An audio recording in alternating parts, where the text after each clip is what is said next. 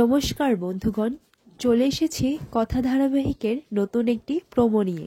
হ্যাঁ বন্ধুরা, নতুন প্রোমোতে আপনারা সবাই দেখতে পাবেন মান্ডবী এসেই তার তাণ্ডবী করা শুরু করে দিয়েছে।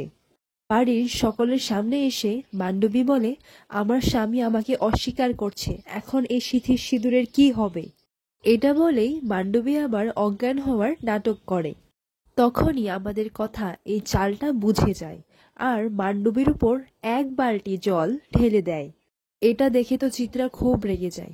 চিত্রা কথার উপর রাগারাগি করে বলে, এই মেয়েটা এমনিতেই অসুস্থ আর তুমি তার উপর জল ঢেলে ওকে আরো অসুস্থ করে দিচ্ছ।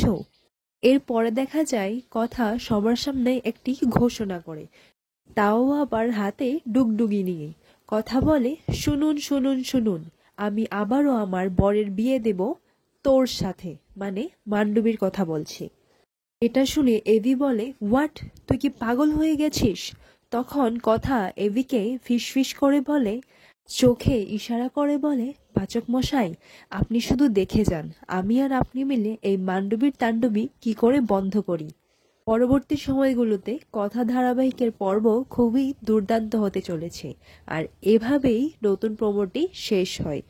আর এইরকম সিরিয়াল আপডেটস পেতে গেলে আপনারা আমাদের চ্যানেলটিকে সাবস্ক্রাইব করুন।